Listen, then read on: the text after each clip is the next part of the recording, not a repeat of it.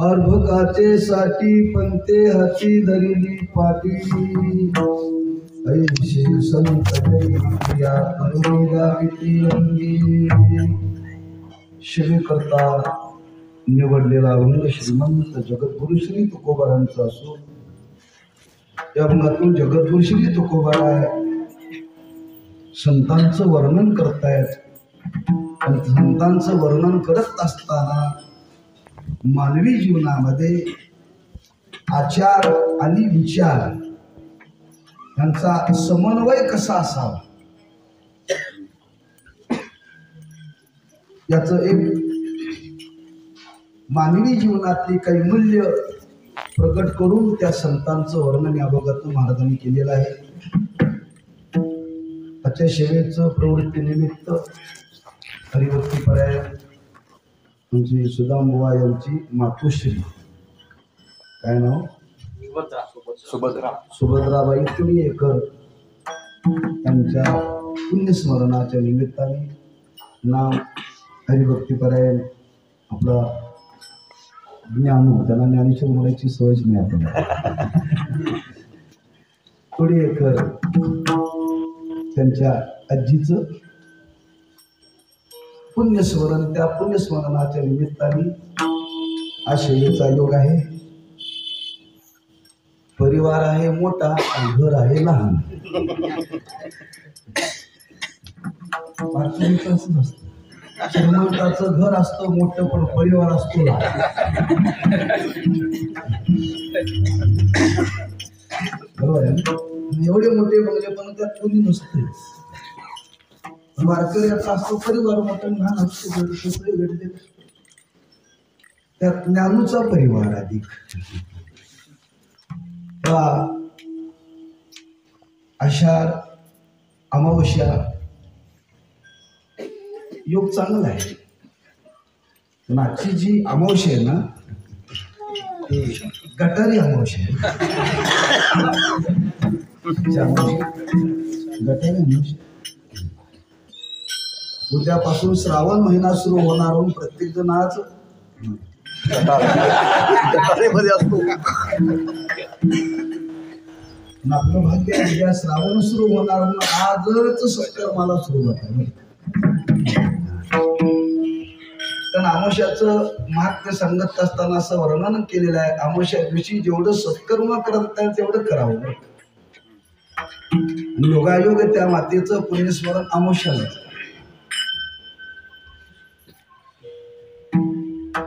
अमावस्याला जन्मही चांगला आहे आणि अमावस्याला देह ठेवणं पण चांगलं आहे.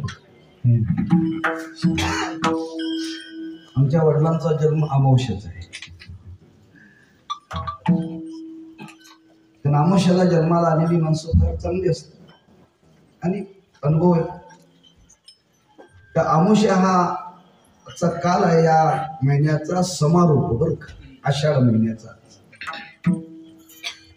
आणि त्या मातेचं पुण्यस्मरण आणि त्या पुण्यस्मरणाच्या निमित्ताने काही भगवत चिंतन घडावं का. आपली भारतीय संस्कृतीच आहे की पुण्यस्मरण नाम श्राद्ध म्हटलं की त्या दिवशी दोन गोष्टी घडल्या पाहिजेत. एक अन्नदान आणि एक ज्ञानदान. दानाला फार महत्व आहे. आज जेवढं शक्यतो तेवढं दान करता येईल तेवढं करावं. श्रीमंत लोकांनी जेवढं खर्च करतात तेवढं करावं.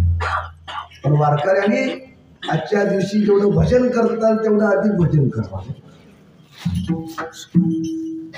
द्रव्यदानापेक्षा अन्नदानापेक्षा ज्ञानदानाला फार महत्व आहे. त्या मातेचं भाग्य आहे.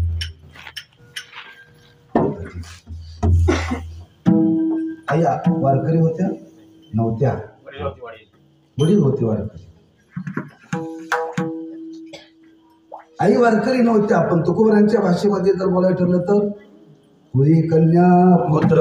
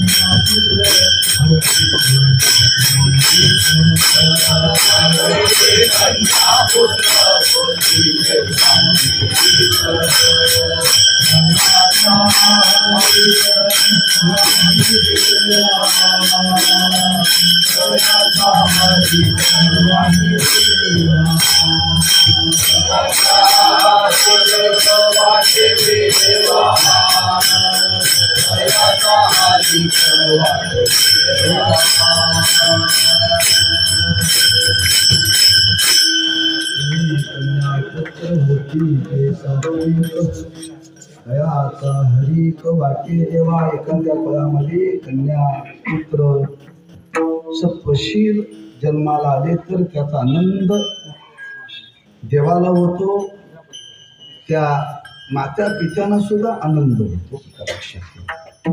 किंबहुना त्या फळामध्ये सत्कर्म करणारा एखादा मुलगी जर जन्माला आली तर काय घडतं, काय कुल हे पावन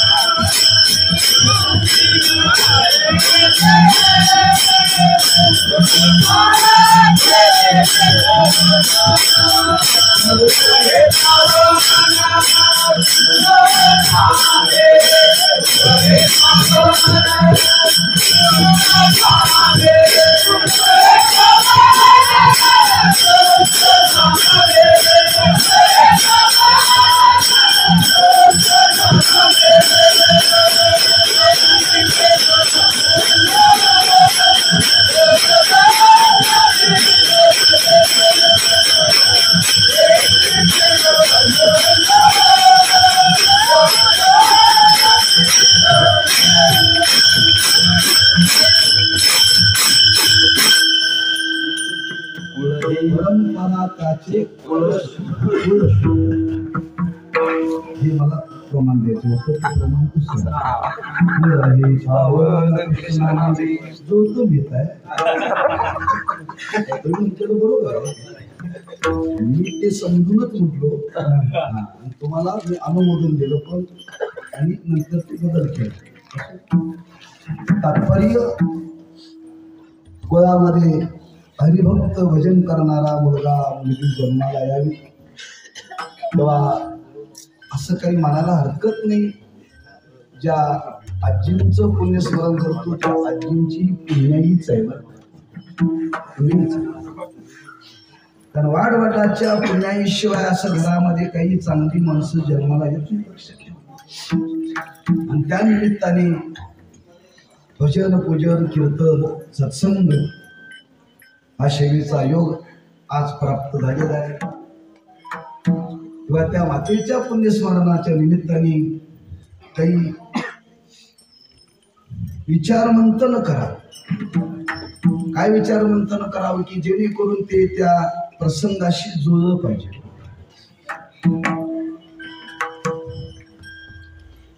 आणि त्या मागचा हा भाव मनी मानशी घेऊन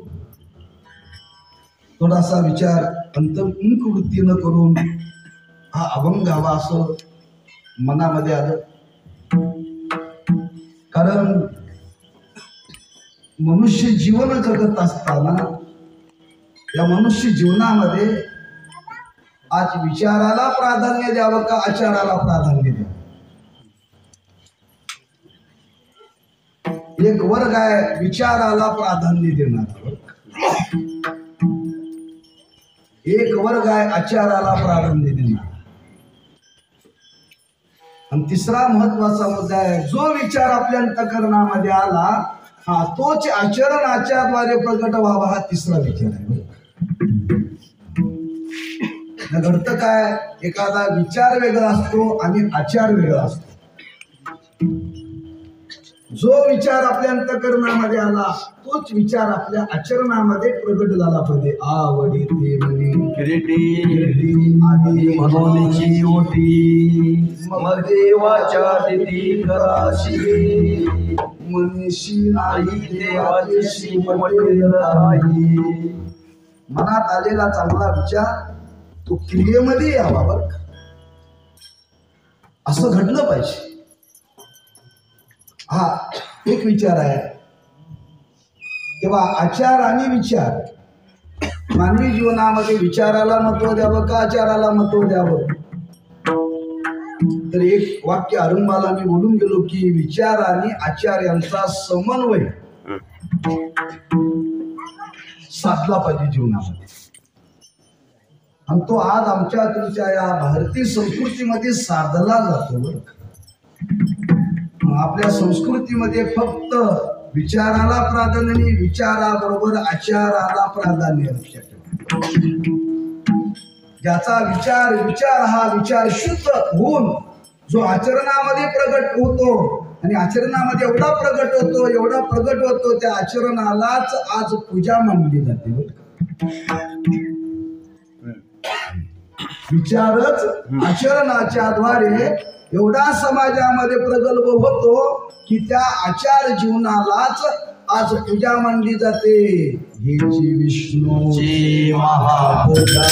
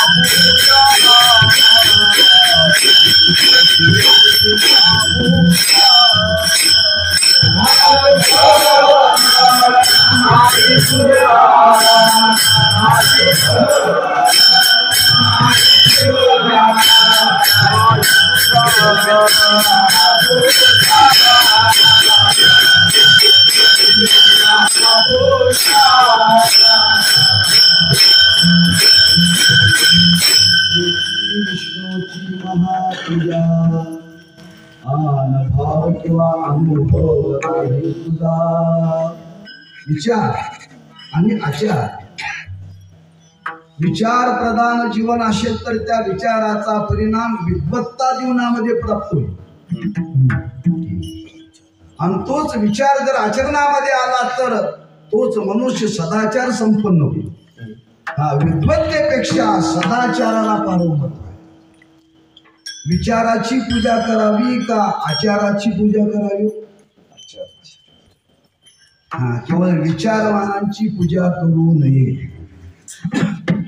आचार त्यांच्या जीवनामध्ये आज साक्षात प्रकट झालेला आहे क्रियेच्या रूपाने.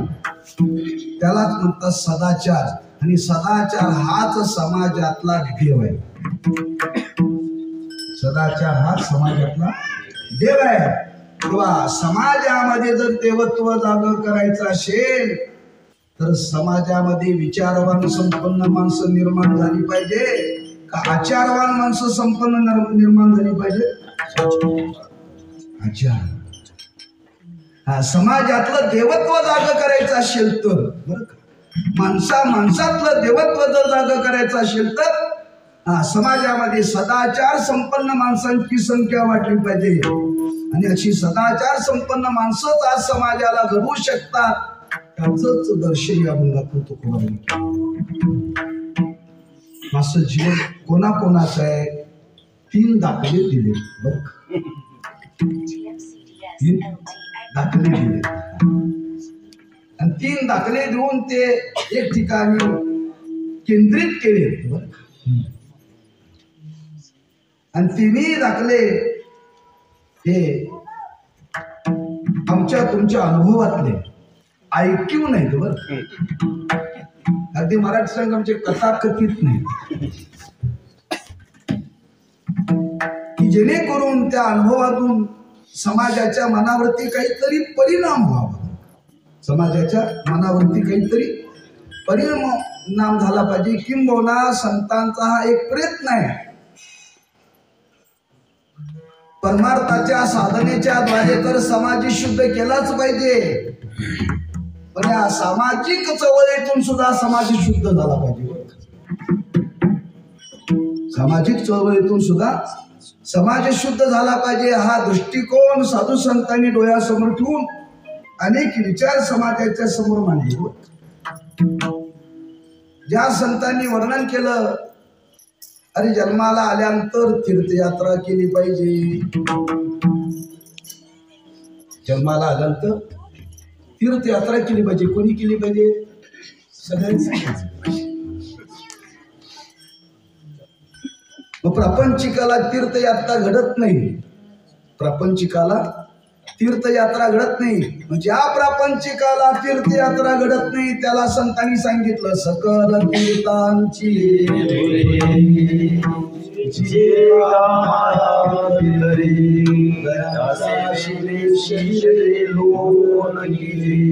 काय विचार आहे पहा. म्हणजे परमार्थाच्या दृष्टीने तीर्थयात्रा करा म्हणून सांगणारी साधू संत ते समाजाला सांगतात, तीर्थयात्रा करत फिरू नका, तीर्थयात्रा करत फिरू नका. काय करा? आई वडिलांची सेवा करा. सुंदर विचार सांगितला. आणि याच पद्धतीनं तुकोबार अभंगातून सांगतात, खरंच आज मनुष्य जीवन आणि त्या मनुष्य जीवनामध्ये प्राप्तव्य आहे, ते प्राप्तव्य प्राप्त करण्याकरता प्रत्येक मनुष्य कर्तव्य रत आहे. कर्तव्य रत आहे, कर्तव्य दक्ष आहे. जोपर्यंत प्राप्तव्य जीवनातलं प्राप्त होत नाही तोपर्यंत कर्तव्याचा त्याग होता कामा नये.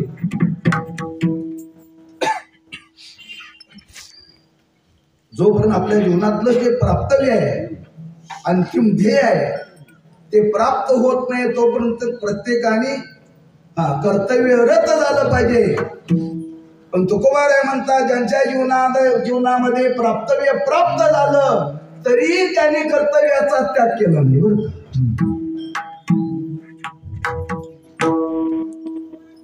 शिक्षण कुठंपर्यंत शिकावं? नोकरी लागेल,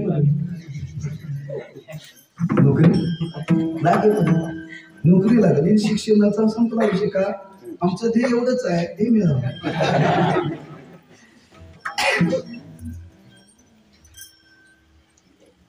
म्हणजे प्राप्तव्य जे जीवनामध्ये मिळवायचं आहे त्याला प्राप्तव्य म्हणतात. ते प्राप्त होईपर्यंत प्रत्येकाने जीवनामध्ये कर्म नाम कर्तव्य, कर्म म्हणजेच कर्तव्य, हे शेवटविरी केली पाहिजे. लक्षात ठेवा, प्राप्त होत नाही तोपर्यंत, साध्य प्राप्त होत नाही तोपर्यंत. पण ज्यांच्या जीवनामध्ये साध्य प्राप्त झालेला आहे अशा मंडळींनी विचार केला, आता आमच्या जीवनामध्ये काही प्राप्तव्य शिल्लक राहिलेलं नाही आहे, काही मिळवायचं नाही आहे. अशी मंडळी आज कर्तव्यरत आहेत. का हो? समाजाला वळण लावण्याकरता, समाजाला वळण लावण्याकरता आम्ही तुम्ही जे कर्तव्य आहे, काही प्रपंचाची जबाबदारी आहे म्हणून कर्तव्य करायचं आहे. आणि समाजामध्ये अशी काही मंडळी आहेत त्यांची जबाबदारी आहे समाजाला वळण लावायचं, समाजाला वळण लावायचं आहे. म्हणजे सामान्य लोकांनी साध्य प्राप्त होईपर्यंत कर्तव्य करावं आणि थोर लोकांनी साध्य प्राप्त झाल्यानंतरही कर्तव्याचा त्याग करू नये असे कोण आहेत? त्यातलं पहिलं उदाहरण तुकोबा आहे अभंगाच्या पहिल्या चरणात. अर्भकाचे साधी, अर्भकाचे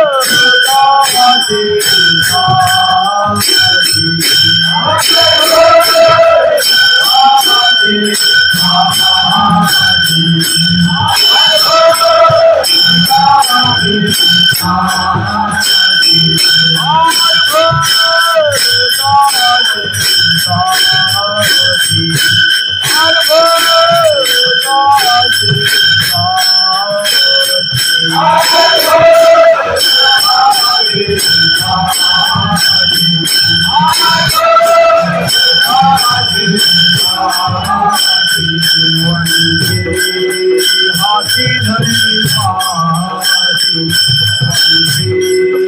हाथी धरी पाठी, वंदे हाथी धरी पाठी, वंदे हाथी धरी पाठी,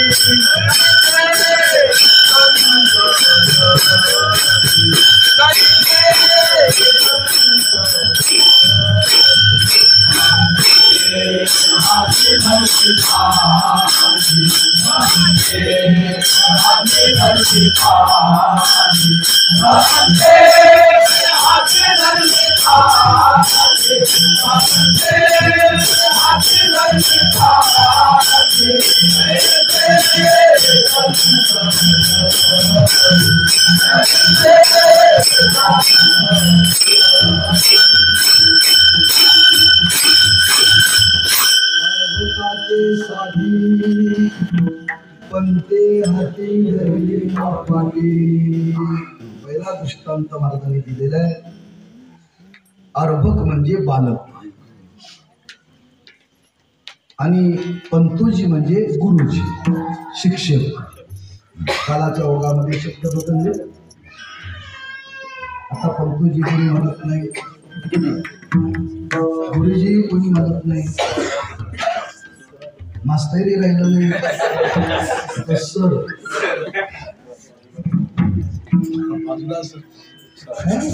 त्या इंग्रजांनी आपल्या देशावरती राज्य केले. कसे केले? परिणाम इंग्रज भारत सोडून गेले, पण जाताना इंग्रजीचे संस्कार एवढे पक्के करून गेले. मुलाची सून खरं वगैरे. काल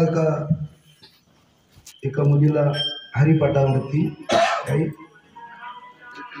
स्टिकर लावून द्यायचे. त्याची इच्छा आहे की त्या हरिपाठावरती रामकृष्ण हरी विठ्ठल केशवा या मंत्राचं महात्म्य असणारं एक स्टिकर तयार करा आणि ते पाठवून द्या म्हणून त्यांनी इंग्रजीमध्ये मेसेज मला पाठवला. मी ती बघितलं, मला काय कळलं नसतं इंग्रजी कोणाला येते. तिने 2 दिवस बघितलं आणि आज फोन केला. मला तुम्हाला मी इंग्रजीमध्ये मेसेज पाठवला. म्हणलं ताई मला इंग्रजी येत नाही. मला इंग्रजी, मी अडाणी माणूस आहे. हो तुमच्या मुलांना येतं, माझ्या मुलांना येतं, पण मी घरात कुठं असतो म्हणतो.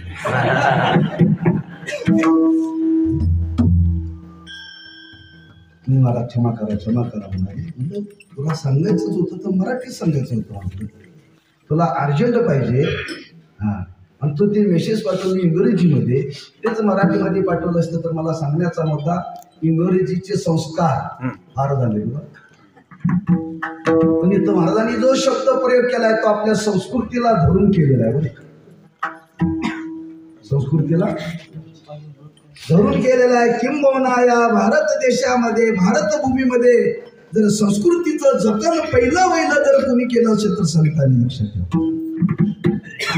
प्रत्येक शब्द तुलून मोजून वापरलाय बरं का. संस्कृतीचा आदर केला साधू संतांनी लक्षात ठेवा. संस्कृती संत जगले पण त्या संस्कृतीचा एवढा स्वीकार आदर भावनेने संत महात्म्याने केला. ज्या अर्थी त्या पंतोजीचं उदाहरण देतात त्या अर्थी महाराजांनी त्या आपल्या संस्कृतीचा किती आदर केला असेल पहा. आणि तो भाव म्हणी मानशी इथं महाराज वर्णन करतात. पंतोजी नाम गुरुजी ते त्यांचं शिक्षण पूर्ण झालेलं आहे. आता ते मुलांना शिकवण्याकरता शाळेमध्ये आलेले. रोज त्यांना शिकवलं की काय मिळतो? पगार मिळतो. पण आता त्यांना शिकायची गरज नाही आहे. प्राप्तव्य संपलेलं आहे. जी जीवनातलं प्राप्तव्य होतं ते संपलेलं आहे. कर्तव्य जीवनातलं संपलेलं आहे. मग आता ही पंतोजी पाटी कोणाकरता धरतात? अर्भकाची साडी. म्हणजे जीवनातलं कर्तव्य संपलेलं आहे. आता कर्तव्य करण्याची त्यांना गरजच नाहीये. कर्तव्य करण्याची गरजच नाही. पण लहान बालकांना संस्कारित करण्याकरता, लहान बालकावरती आचाराची स्थापना करण्याकरता त्यांना ती पाटी आणि पेन्सिल हातामध्ये धरावी लागते. हाती धरली पाटी. नुसती धरण नाही, त्या बालकाचा हात धरतात, त्याच्या हातामध्ये ती पेन्सिल देतात आणि काढतात गणपती. बर गवताचा गणपती. आताच्या सरकारचं धोरण काय चाललंय? जेणेकरून धर्माचा उल्लेख कुठं होता कामा नये. गचाळी गाडू म्हटलं तर धर्मनिरपेक्ष राज्य करणारी मंडळी ना. कुठं धर्माचा उच्चार होता कामा नाही. पण ग म्हटलं की गणपती. लक्षात ठेवा, ग म्हटलं की गणपती. पण त्या बालकाला शिकवण्याकरता ही मंडळी स्वतः हातामध्ये धरतात. कशी तरी धरत नाही. त्या कशी तरी हातामध्ये पाठी घेत नाही. त्या मुलाला व्यवस्थित बसवतात. त्या मुलाला जवळ घेतात. अतिशय आदरपूर्वक त्या मुलाला त्या पाठीवरती ते स्वतः पंतुजी त्याला शिकवतात. त्यांचं काम का? त्या मुलाचं काम त्यांचं काम नाही आहे. त्यांचं हे कर्तव्य नाही. लक्षात ठेवा. पण त्या मुलावरती संस्कार होण्याकरता मात्र त्यांना ते कर्तव्य म्हणून जीवनामध्ये स्वीकारावं लागतं. कर्तव्य म्हणून जीवनामध्ये स्वीकारावं लागतं. म्हणून जीवनामध्ये साध्य प्राप्त झाल्यानंतर सुद्धा समाजाला वळण लावण्याकरता आज कर्तव्य दक्ष कसं राहावं याचं वर्णन महाराज या ठिकाणी करतात. लक्षात ठेवा. पंतुजी म्हणजे सामान्याने त्याचं बुद्धीचा पूर्ण विकास झालेला आहे. बुद्धीचा पूर्ण विकास झालेला आहे. बौद्धिक विकास आणि हृदयाचा विकास असे दोन भाव आहेत. बुद्धीचा विकास हा लौकिक ज्ञानाने होतो. बुद्धीचा विकास लौकिक ज्ञानाने होतो आणि हृदयाचा विकास अध्यात्म ज्ञानाने होतो. अध्यात्म ज्ञानाने होतो. लक्षात ठेवा. बुद्धी जसं शिकवलंय तसंच येतं बरं का. जसं शिकवलंय तसंच येतंय. पण हृदयामध्ये आलेलं ते वागण्यात येते. बुद्धीतलं वागण्यात येत नाही. लक्षात. गुरुवारी साखरे महाराज नेहमी सांगायचे. ते उदाहरण द्यायचे. मार्मिक उदाहरण द्यायचे. तुमची 2 चाकी गाडी बंद पडली आणि तुम्ही मिस्त्रीकडे गेला. गाडी खोलली. पूर्ण त्यांनी मशीन बाहेर काढलं बरं का. पूर्ण ते खोललं. पूर्ण ते तयार केलं आणि जसंच्या तसं पुन्हा त्या गाडीला बसवलं. गाडी सुरू झाली.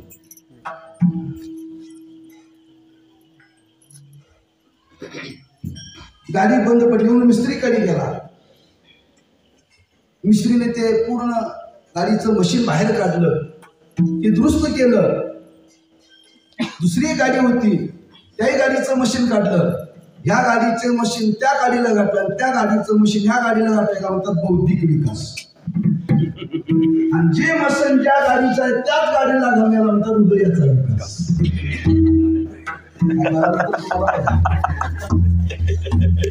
ज्याचा आहे त्याला दे म्हणजे हृदयाचा विकास.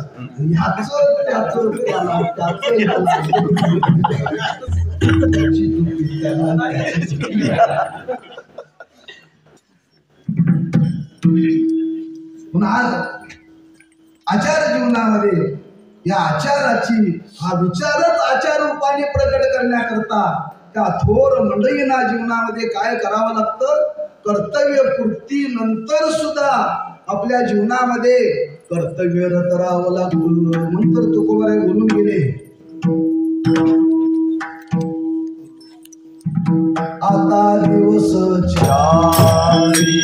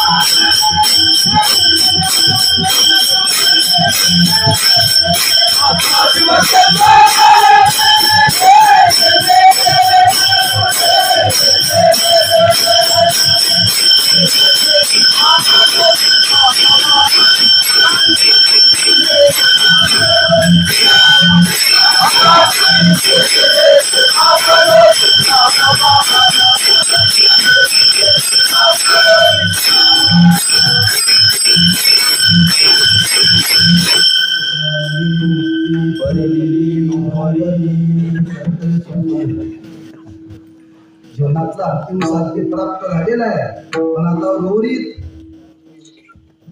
समाजाकरता जीवन आहे. तो का म्हणे आता बोललो तसं आज आमच्या तुमच्या जीवनामध्ये अनेक प्रकारची जीवन आहेत. त्यात पहिलं जीवन आहे गुरुजींचं पंतजीचं. म्हणून एक शिक्षण क्षेत्रातला विचार महत्वाचा आहे. आणि त्या शिक्षण क्षेत्रातला महत्वाचा विचार मंडप असताना आज ध्येय राहिलेलं नाही सरकारचं. वर्ग शिक्षणाचं वैभव काय शिक्षणाचं सर्व त्यांना नंतर विचारा कीर्तन झाले. सदाचार संपन्न विद्यार्थी निर्माण होणं हे शिक्षणाचं वैभव. सदाचार संपन्न विद्यार्थी तयार होणं हे शिक्षणाचं वैभव आहे. लक्षात ठेवा. जर सदाचार संपन्न विद्यार्थी निर्माण होण्याकरता पंतोजी कसे पाहिजे, सदाचार संपन्न पाहिजे. आमच्या काळातच गुरुजी होते, ते सांगायचे चारवाले वडी गुली वड वड वडाला सांगायचे विद्यार्थ्याला, काही भजन नाही सांगायचे. आणि त्याच्या पुढे सांगू काय, काही गुरुजी विद्यार्थ्याला बिडी आणायला सांगायचे. हो वास्तवच आहे. काय विद्यार्थी तयार होणार.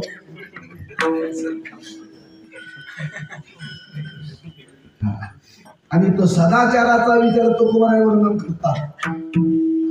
सदाचार संपन्न हा समाज निर्माण होण्याकरता ज्यांचं जीवन परिपूर्ण झालेलं आहे, अंतिम साध्य जीवनामध्ये त्यांनी प्राप्त केलेलं आहे, अशी मंडळी आज समाजाला ती घडवतात. जसं व्यावहारिक जीवनामध्ये पंतोजी विद्यार्थ्याला घडवतात आपल्या कर्तव्यपूर्तीनंतर. असंच जीवन या जगामध्ये जर कोणाचं असेल तर महाराज निर्देश करतात तैसे संत जागे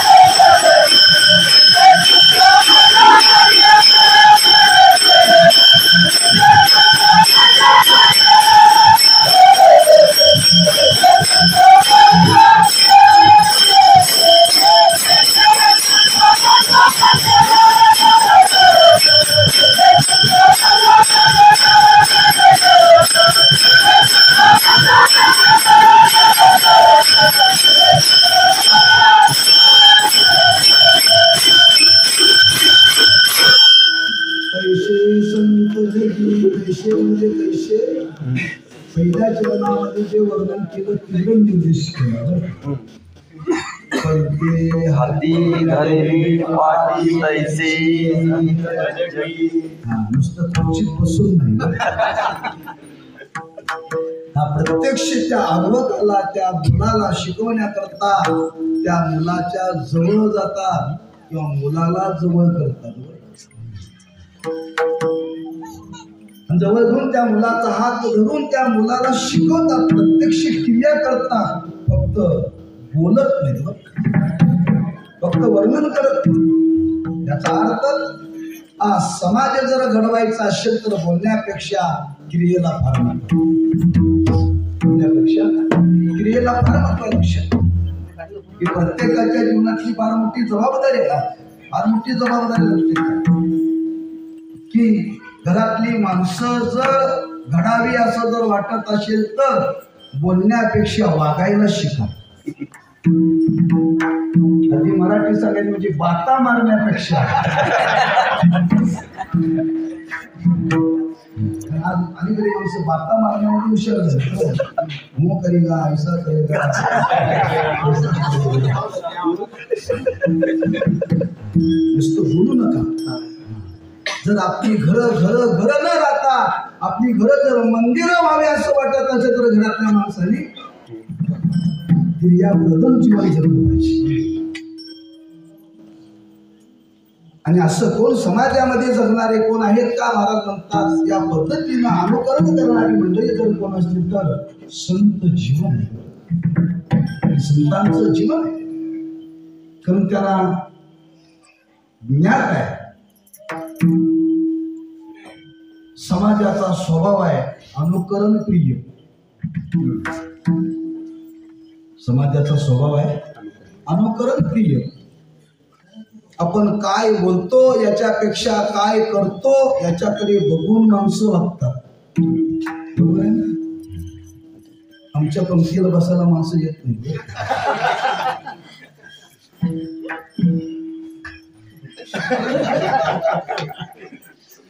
कीर्तनाला असतात माणसं आमच्या जेवायला कुणी जवळ बसत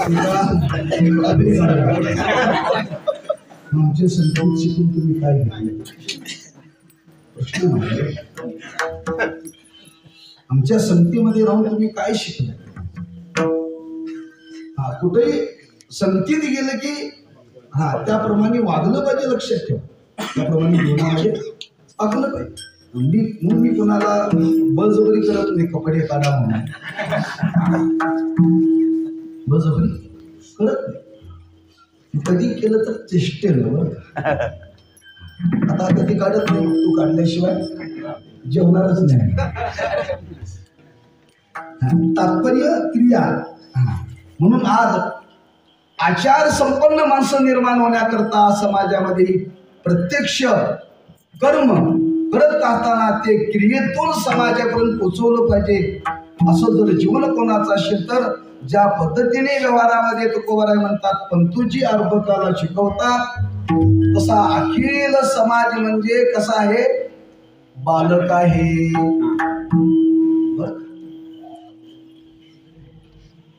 आणि हा संपूर्ण बालक म्हणजे अज्ञान. कारण तुकोबांनी वर्णन केले, अज्ञानाचं वर्णन करणार. काय वर्णन केले,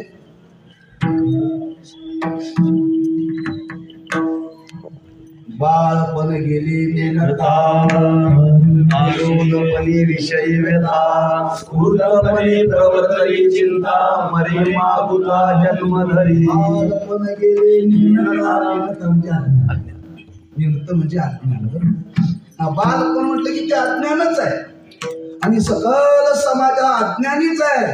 अज्ञानी समाजाला सज्ञान करण्याकरता ही संत मंडळी आपला विचार आचरणातून समाजाच्या समोर प्रकट करतात. का अज्ञान घालवण्याकरता तेवढं ज्ञान ग्रहण करण्याची शक्ती त्यांच्याकडे नाहीये, तेवढी शक्ती नाहीये. पण त्यांच्या मनावरती मात्र आचाराचा परिणाम होऊ शकतो. आचाराचा परिणाम. अज्ञानी लोकांना सांगितलं तू ब्रह्मा आहेस, तू ब्रह्मा आहेस, ते म्हणाले काय म्हणालाय, होते विरोधी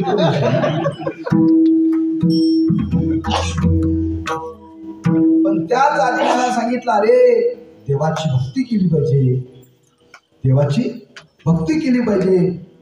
ज्या देवाची भक्ती करायची आहे ना, तोच देव सर्वांच्या हृदयामध्ये आहे हे कळतं. पण तू ब्रह्म आहे म्हटलं तरी कळत नाही. मग भक्ती केली पाहिजे. त्याला भक्ती करण्याकरता प्रवृत्त करण्याकरता त्याला सांगितलं पाहिजे का भक्ती केली पाहिजे. आपण भक्ती करून सांगितलं. त्याला म्हणतात अज्ञानाला सज्ञान करणे. आणि अज्ञानाला सज्ञान करण्याकरता अशी अनेक मंडळी आहेत. याच पद्धतीने संपूर्ण विश्वाला हे शिकवण्याचं काम जर कोण करत असतील तर तुकोबाराय म्हणतात ऐशी संत जगी प्रत्यक्ष क्रियेतून त्यांनी समाजाला मार्गदर्शन केलं. बरं का, जे जे समाजाला संतांनी सांगितलं ते क्रियेतून सांगितलं. ज्ञानोबांनी सांगितलं नाही, पंढरीशी जाऊन सांगितलं नाही. ज्ञानोबारायच निघाले माझी जीवनी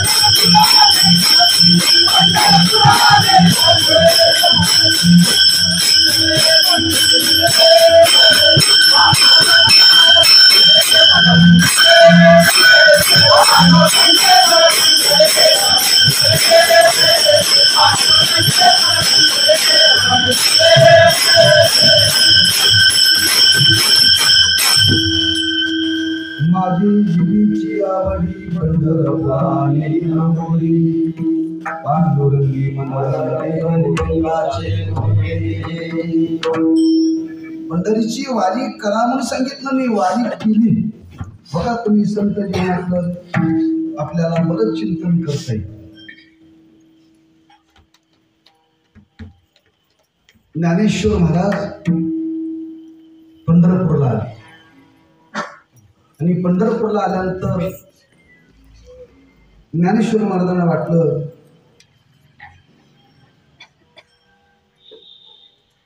समाजाला तीर्थयात्रेमध्ये प्रवृत्त आपण केलं पाहिजे. तीर्थयात्रेमध्ये आपण प्रवृत्त केलं पाहिजे. त्याच्याकरता काय करावं? मी स्वतः भगवंताच्या भेटी करता ज्ञानेश्वर महाराजांनी सांगितलं, देवा माझी इच्छा आहे तीर्थयात्रा करण्याची, आणि ती तीर्थयात्रा करण्याची इच्छा आहे, पण ती नामदेवांच्या संगतीमध्ये, नामदेवांच्या संगतीमध्ये बरं का.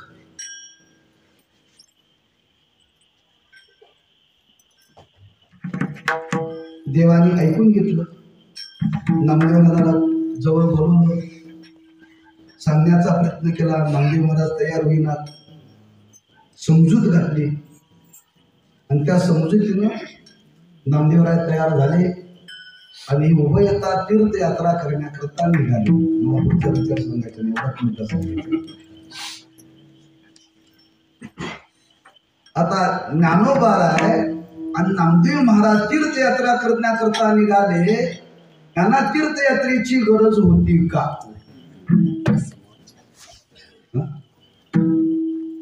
अहो, यांच्या दर्शनाला सगळी तीर्थ येतात.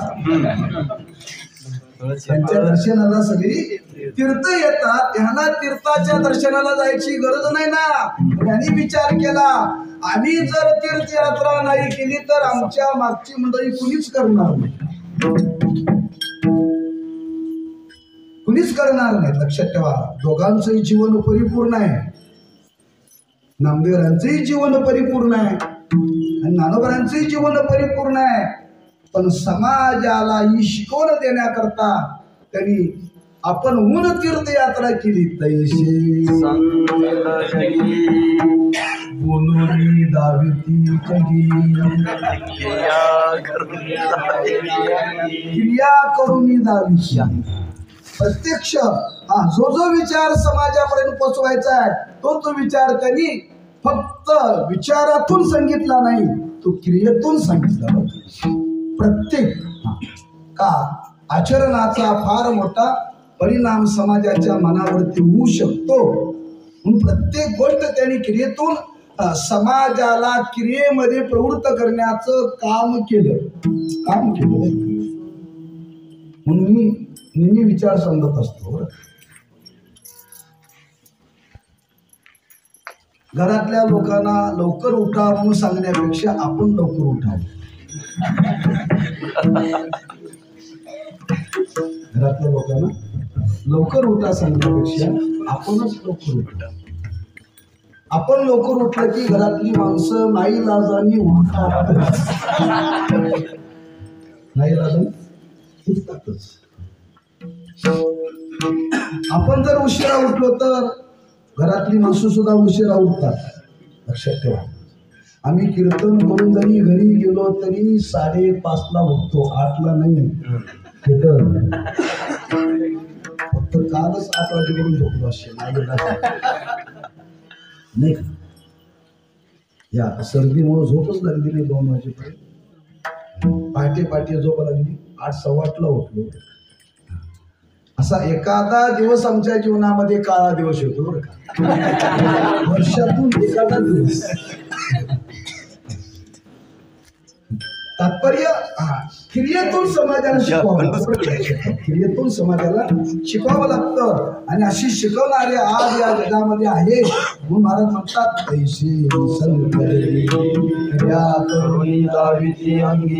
पहिला विचार मांडला,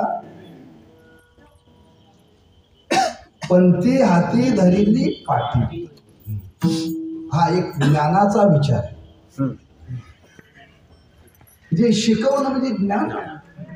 ज्ञान सुद्धा समाजामध्ये येण्याकरता त्याची क्रिया करावी लागते. ती क्रियेतून शिकवावं लागतं. मग ज्ञानाकरता सुद्धा क्रियेची गरज आहे. त्याच नयाने तुकोबाराय म्हणतात, हा समाजामध्ये काही या इंद्रियावरती संस्कार होण्याकरता सुद्धा क्रियेची गरज आहे. क्रियेची गरज आहे. आणि ती कोणती क्रिया तर महाराज म्हणतात आपण जन्माला आल्यानंतर बहुतेक मुलं जन्माला आल्यानंतर हळूहळू कामीन आपण चालतातच बरं का चालवायला शिकावं लागतं चालतातच. मग तुकोबारांनी तर हा दृष्टांत का दिला माझी शंका आहे. एखादा मुलगा चालत नाही हो पण ती वेळ झाली की ती मग चालायला शिकतच. मग ती आई मुलाला चालायला कशी काय शिकवते हो. मूल चालतच पण त्याचा चालताना पाय वाकडा पडू नये तो चांगला पडावा म्हणून ती शिकवते. नाहीतर चालतातच माणसं चालतातच. नुसतं चालण्यामध्ये पुरुषार्थ नाही चालताना जर पाय जर वाकडा जर पडला तर घराण्याची शान जाते. आणि ही शिकवण जर कोण देत असेल तर तो म्हणतात जन्म देणारी आई देते ही महाराज अभंगाचे बालकाचे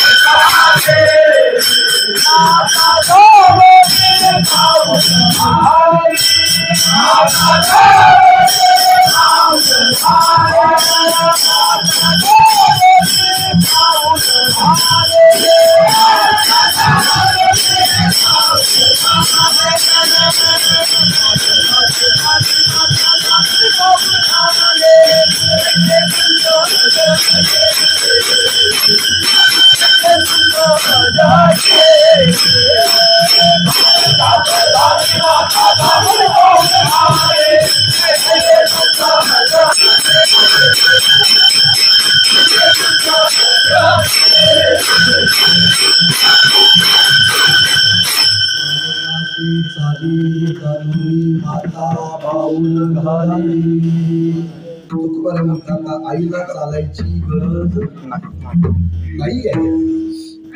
मुलगा चालायला शिकला पाहिजे ना.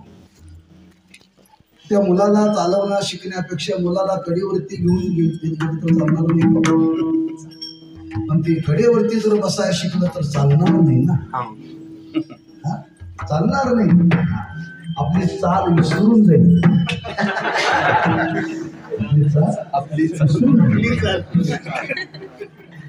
पुन्हा इथून पुढे अवघड आहे. माणसं आपल्याला चालायला येते ही विसरण्याची दाट शक्यता आहे बरं का माणसं गाडीवरती बसल्याशिवाय कुठं जात नाही. हा इथून सुद्धा चौकात जाण्याकरता कोणी पाहिजे जातं का. गाडीशिवाय माणसं जात नाही. कालांतराने माणसाला असं होईल मला चालायला येते विसरतील. चालायची सवय ठेवली पाहिजे. म्हणून माणसाने चालव. मी रोज प्रवासाला येताना 1 किलोमीटर रोज चालतो आमच्या फाट्यापर्यंत. जाताना सुद्धा उतरून 1 किलोमीटर चालत जातो. कुणी तुमच्यासारखा भेटला महाराज बसा म्हटलं तर बसायचं. कुणालाही हात अजिबात करायचा नाही. मला भीती आहे कालांतराने चालणं विसरेल म्हणून. विनोद आता भाव सोडून द्या. आईला चालायची गरज नाहीये पण त्या बालकावरती चालण्याचे संस्कार होण्याकरता ती आई चालते. पण ती चालत जाताना तुकोबारा म्हणतात कशी चालते. आपल्या गतीनं चालते का मुलाच्या गतीनं चालते. मुलाच्या गतीनं चालते बरं का. आपल्या गतीनं ती चालत नाही. ती जर चालायला लागली तर 80च स्पीड. पण त्या जर बालकाला जर चालवायचं असेल तर एक एक पाऊल उचलून टाकतो. बालकाचे चाली ते बालक एक एक पाय उचलून टाकतं. एक पाय उचलून टाकायला 1 सेकंद लागतो. 1 सेकंदामध्ये माणसं किती चालतात हो? 5-25 पावलं चालतात. पण त्या मुलाला चालवण्याकरता ती आई तेवढ्याच गतीने त्या मुलाकरता चालते. तिला चालायची गरज नाहीये, पण त्या मुलाला चालता यावं म्हणून मुलाच्या गतीने ती चालते. हा एक वावर. बालकाचे चाली माता पाऊल घाली. त्या बालकाच्या गतीप्रमाणे ती माता चालत असते. दुसरी एक गोष्ट सांगितलेली आहे, चालत असताना चालण्यामध्ये काही विशेषता असावी. माणसाने कसं तरी चालू नये बरं का. चालण्यामध्ये एक ढव असावी, ढव. बघा तुम्ही, घोडा चालतो. घोडा कसा चालतो? ढवला चालतो, ढवला. चालण्यावर सुद्धा त्या माणसाची ओळख होती, लक्षात ठेवा. चालण्यावरती सुद्धा त्या माणसाची ओळख होते. एका राजाकडे एक ग्रस्त घोडा विकायला आला आणि तो घोडा पाहिल्यानंतर एकाने सांगितलं, राजेसाहेब आपल्याला घोड्याची गरज आहे, घ्या. तिथे एक परीक्षक होता, म्हणजे महाराज राजेसाहेब आपण क्षत्रिय आणि क्षत्रिया करता घोडा कसा पाहिजे? मग मी हा घोडा पाहिला. हा घोडा चालतो, पण हा घोडा डौलात चालतो. डौलात चालणारा घोडा वरातीला लागतो. डौलात चालणारा घोडा वरातीला चालतो, युद्धाला चालत नाही. जर घोड्याची चाल जर युद्धाच्या आणि जर वरातीच्या बाबतीत तुलना केली जाते तर माणसाची होणार नाही का? हा चाल कशी असावी? त्या चालण्यामध्ये पाय नीट पडला पाहिजे. बरं, मी ज्या आश्रमात शिकायला होते, गुरुबंधू आहेत ते चाल शिकवताना लक्षात ठेवायचं. चाल शिकवताना ते म्हणायचे, चाल शिकवताना कधी डोळे झाकायचे नाही. चाल शिकवताना तोंड कधी वाकडं करायचं नाही. चाल शिकवताना कधी मान वर करून म्हणायचं नका. ते म्हणले, तुम्ही जशी सवय लागाल तशी संस्कार तिथे होतं बरं का. काही माणसाला डोळे झाकल्याशिवाय चालच म्हणताय. काही माणसं विनाकारण तोंड वाकडं करतात हो चाल म्हणताना. काही गरज नाही बरं का. तोंड वाकडं केल्यानंतर चाल म्हणाले असं काही नाही. तोंड सरळ ठेवून सुद्धा चाल म्हणता येते. काही माणसं चाल म्हणताना वर तोंड करून म्हणतात. ह्या सवयी लावून देऊ नये बरं का. ते चाल शिकवत असताना मला ते सरळ बसायचं, सरळ तोंड ठेवायचं, वाकडे तोंड करायचं नाही, डोळे उघडे ठेवायचे, की जेणेकरून आहे त्या सहज स्थितीमध्ये चाल म्हणता आली पाहिजे. ही चाल शिकवत असताना आमचे ते गुरुबंधू शिकवायचे, मुश्किल मार्ग. तसं चालत असताना आपला पाय सरळ पडला पाहिजे. पाय सरळ पडला पाहिजे. कोणत्या दृष्टीने? त्यातला भाव लक्षात घ्या. आई बालकाला चालायला शिकवते म्हणजे या शब्दाचा अर्थ काय? बाळ असा पाय टाक, असा पाय टाक, जेणेकरून आपल्या घराण्याचं नाव जाणार नाही. घराण्याचं नाव राहील असं चालायला शिक. अशी चाल माणसाची असावी, लक्षात ठेवा. जर चालीमध्ये जर त्याचा पाय जर वाकडा जर पडला आणि पाय जर वाकडा पडला तर, आणि हे ज्याच्या लक्षात आलं तर तो पहिल्यांदा कोणाचं नाव घेतो? आई बापाचं नाव. षष्टीचा प्रयोग करतात म्हणजे षष्टीचा. माता वर्गाला माहित कशी नांदायला आल्यानंतर काय कमी जास्त झालं तर नवरा म्हणतोय आई बापांनी असंच शिकवलं. आई बापांनी असंच शिकवलं काय की म्हणजे ओ माय बापाचं नाव घेऊ नका. घेत नाही पण नीट व्हा ना, नीट व्हा. म्हणजे त्या चालण्याच्या माग माय बापाच्या संस्काराचा एक विचार आहे बरं का, संस्काराचा विचार आहे. म्हणून ती माता त्या मुलाला चालायला शिकवते, या अलौकिक भाग आहे. आणि दुसरा आचाराच्या दृष्टीने ती माता आपल्या मुलावरती काही चांगली संस्कार करते. वास्तविक तिला आता तिच्या जीवनामध्ये काही कर्तव्य नाहीये, तिचं जीवन आता सफल झालेलं आहे. पण महाराज म्हणतात त्या मुलाला चांगलं चालता यावं याच्याकरता ती स्वतः मुलाच्या चालीप्रमाणे ती आई चालते. बालकाचे चाली जाणूनी माता पाऊल घाली, लेकुराचे हित वाही पाऊली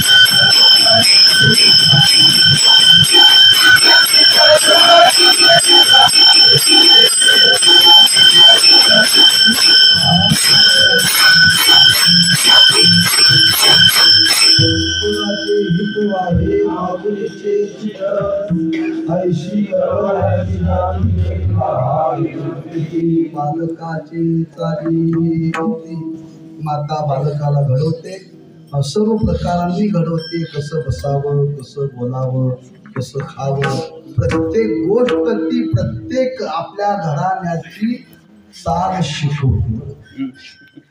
घराण्याची चाल शिकवते. आपल्या संस्कृतीची चाल ती आपल्या जीवनामध्ये शिकवते. याच पद्धतीनं तुकोबाराय म्हणतात त्या समाजामध्ये कसं चालावं, चार लोकांत कसं चालावं हे शिकवणारे जर कोण असतील पैसे क्रिया कसं समाजामध्ये वागावं हे संतांनी आज समाजाला शिकवलं. सगळीच माणसं चालतात, पण काही भल्या भल्यांना सुद्धा शिकवावं लागतं कसं चालावं. चांगदेव महाराज 1400 वर्षे तपश्चर्या केली चांगदेवाने. 1400 वर्षे चांगदेवाने तपश्चर्या केली, पण मोठ्यांच्याकडे कसं जावं चांगदेवाला कळालं. हे ज्ञानदेवाला शिकवावं लागलं. चांगदेवाला चालवण्याकरता शिकवण्याकरता ज्ञानदेवाने भिंत चालवली, चमत्कार म्हणून झाले. मग चांगदेवासारख्याला जर शिकवण्याकरता ज्ञानोबांना जर कसं चालावं शिकावं लागतं, तर संत समाजाला शिकवत नाही. सर्वसामान्य लोकांना संत कसं चालावं हे शिकवतात. बरं पैसे संत जगी क्रिया करून अंगी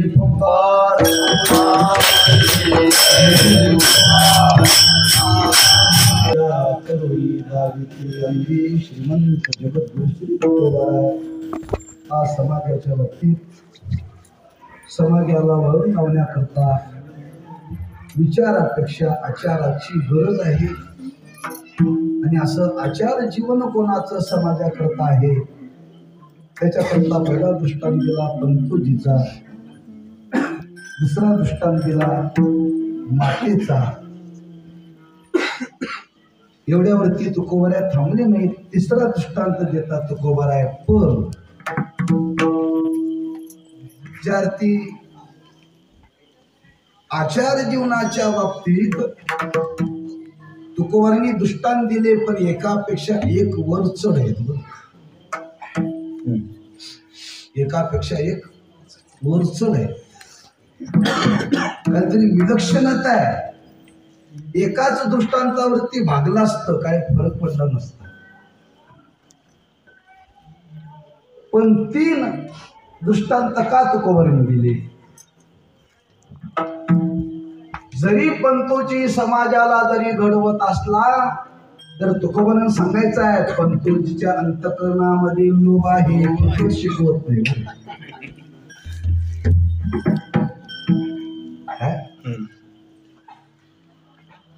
पण निरपेक्षता नाही दिली बरं का. अपेक्षा आहे. ठीक आहे माता आपल्या मुलाला शिकवते ती काय अपेक्षा करते का?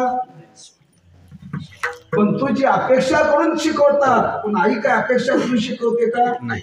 आई अपेक्षा करून शिकवत नाही फक्त आपल्याच मुलाला शिकवते.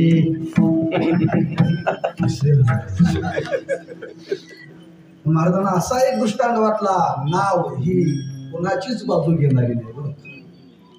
हा तिथं धनाचा संबंध नाही, कर्तृत्वाचा संबंध नाही, ममत्वाचा संबंध नाही.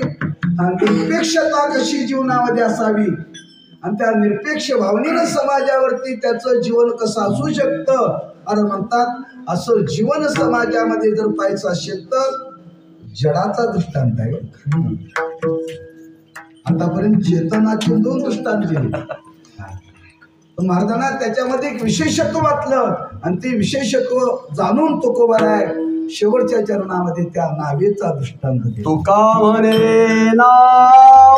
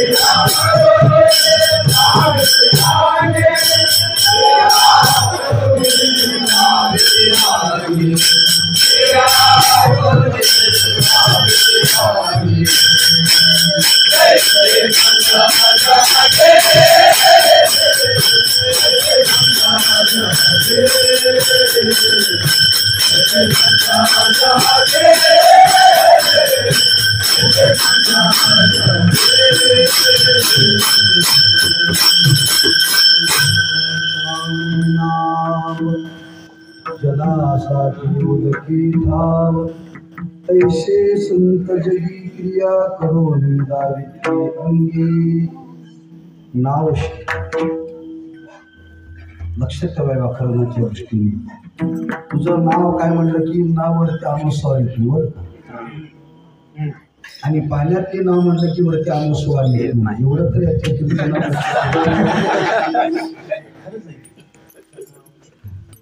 तुझं नाव म्हटलं की त्या नावावरती अनुस्वार येते. पाण्यातले नाव म्हटलं की तिथं वर अनुस्वार येईल. तुम्ही अभंग पहा, अनुस्वार वरती नाही. त्या नावेचा दृष्टांत देतात तुकोबाराय. ती नाव ईश निर्मित आहे. म्हणजे कशापासून केली जाते? लाकडापासून. लाकड म्हणजे वृक्ष. वृक्ष कोणी निर्माण केले? देवानी निर्माण केले. आणि ते असे वृक्ष निर्माण केले, त्याला काही न करता ते पाण्यावरती तरंगते. लाकडाच्या ठिकाणी शक्य आहे, जे वाळलेलं लाकूड आहे ना ते पाण्यावर तरंगते. आणि जो कोणी त्याचा आधार घेत ते त्याला तारते. मग ही नाव आहे. या नावेच्या द्वारे अनेक प्रयोजन आहेत बघ. तुम्ही जर समुद्रामध्ये गेला तर कोळी लोक या नावेच्या द्वारे स्वतःचा उदरनिर्वाह करतात. मच्छीमारी. त्या नावेच्या द्वारे व्यापार केला जातो. या देशातला माल त्या देशात पाठवला जातो.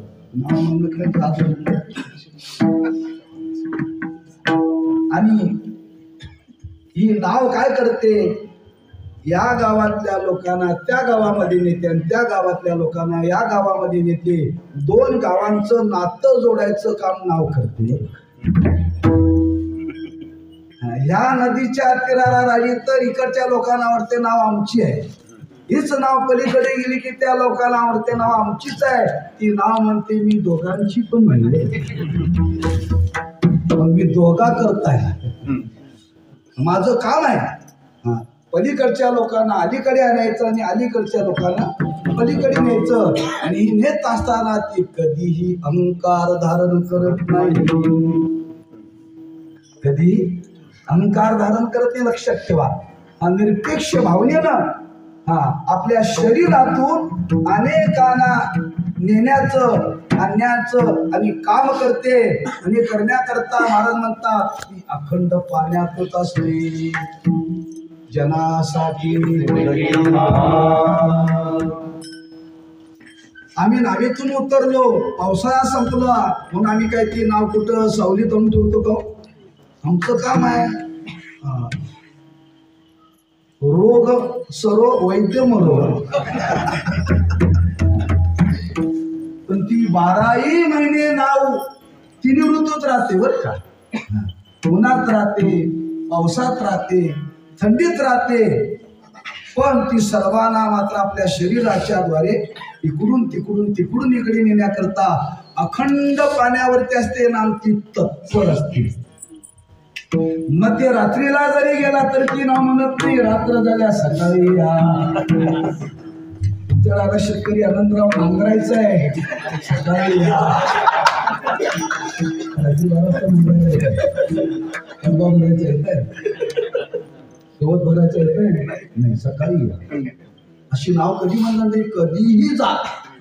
ती शिवे करता तत्पर आहे. महाराज म्हणतात तशी संत तैशी संत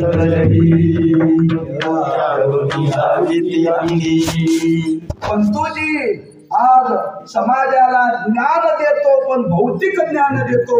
संत जगाला ज्ञान देतात पण स्वस्वरूपाचं ज्ञान देतात. आई मुलाला चालवायला शिकवते पण स्वतःच्या मुलाविषयी वात्सल्यभाव असतो. पण संतांच्या अंतःकरणामध्ये जिनाविषयी वात्सल्यभाव असतो.